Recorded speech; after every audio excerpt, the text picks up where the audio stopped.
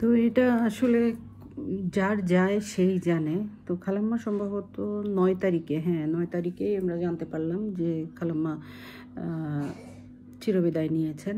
তো আমি শুধু ভাবছিলাম যে নিশিয়াপুর আসলে আর মানে একদম নিঃস্বার্থ জায়গা যেটা মা, সেই জিনিসটা আর রইল না।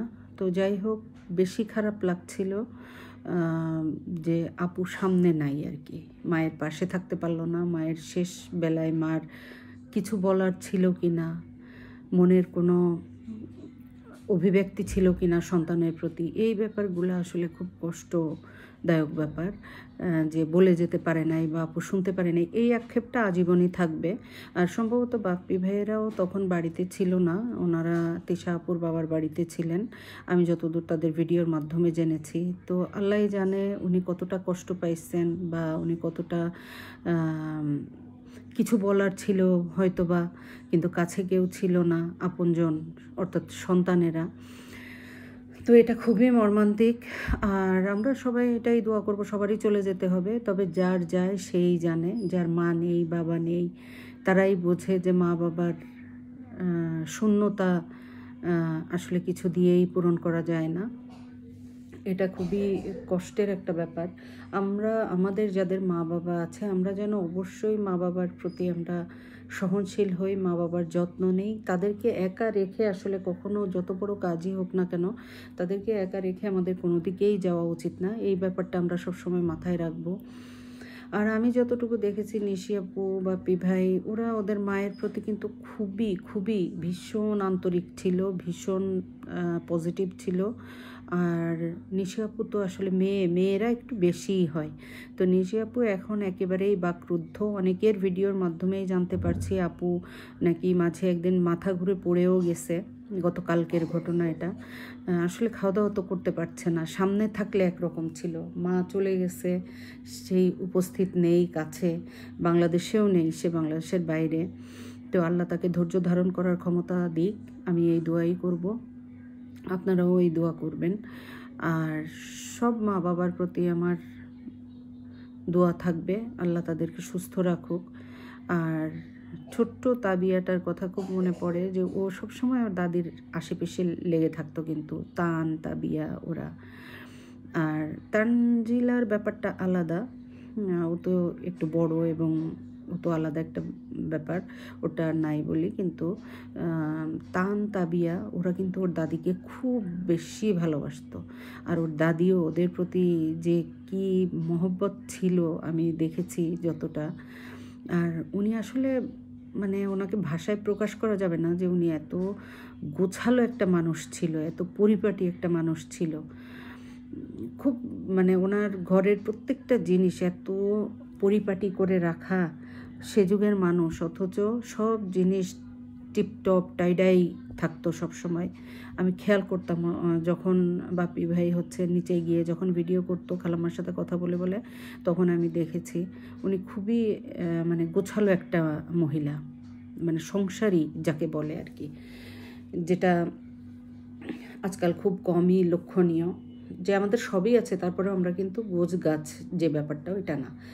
আর উনি নিজের হাতে কাজ করতো, ওনার ঘরে কিন্তু কাজের বুয়া ছিল, ওই যে একটা মোটা খালা আছে, ওই খালাটা কাজ করতো, ওনাকে দেখতাম সব সময়। কিন্তু খালাম্মা নিজের হাতে কাজ করতে বেশি পছন্দ করতো, সবসময় সংসারের কাজ নিয়ে মানুষটা ব্যস্ত থাকতো। আর উনি কিন্তু পান খেত, এই জন্য আমার বেশি ভালো লাগতো ওনাকে, আমি নিজেও পান খাই। তো যাই হোক, ক্ষমা সুন্দর দৃষ্টিতে দেখবেন। আর আসলে সত্যি কথা বলতে কি, যার যায় সেই জানে, মা বাবা যে হারায় শুধুমাত্র তারাই বুঝে। আমরা দূর থেকে ওইভাবে বুঝবো না, আমরা হয়তো ওই জায়গাটায় নিজেকে দাঁড় করিয়ে নিজের মা বাবার কথা কল্পনা করতে পারি, কিন্তু আমরা হারিয়ে ফেলছে যে সেই বুঝবে শুধু। তো যাই হোক, সবাই দোয়া করবেন।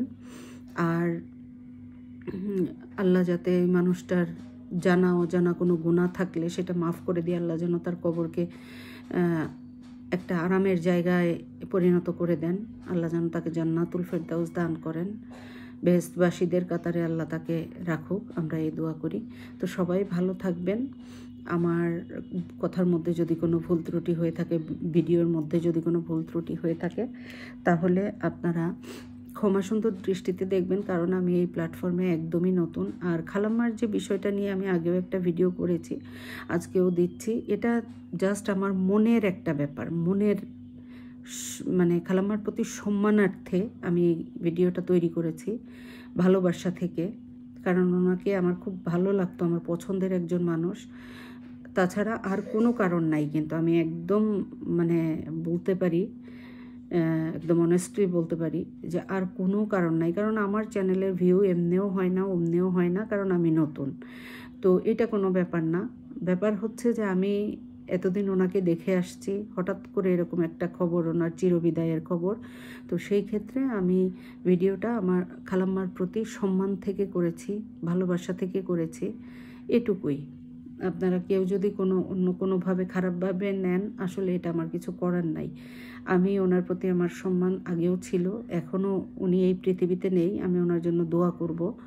আর সম্মান সে আগের মতোই থাকবে। তো ভালো থাকবেন সবাই।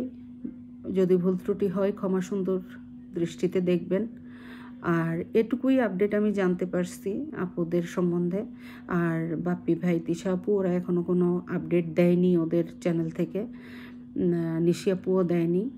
অন্যান্যদের আপডেট থেকে যতটুকু জানতে পারছি আমি আপনাদের সাথে শেয়ার করার চেষ্টা করলাম। আপনারা অনেকেই জানতে চেয়েছেন যে খালাম্মা আমার কী হন। উনি আমার খালাম্মাই হন, তবে আমার অদেখা একজন পছন্দের মানুষ। আমি ওনাকে কখনো সরাসরি দেখি নাই, আমি ভিডিওতে যা দেখেছি এটুকুই। আমার খুব কাছের কোনো রিলেটিভ না, তবে উনি আমার খুব কাছের একজন মানুষের মতোই ছিলেন, মানে সম্মানের জায়গায় মুরব্বি হিসাবে। তো যাই হোক, সবাই ভালো থাকবেন, দোয়া করবেন। আর ভালো লাগলে আমার চ্যানেলটাকে সাবস্ক্রাইব করে আমার পরিবারের সাথে যুক্ত থাকবেন, আমাকে এই প্ল্যাটফর্মে কাজ করার সুযোগ করে দিবেন। তো আজকে এ পর্যন্তই। আল্লাহ হাফেজ, আসসালামু আলাইকুম।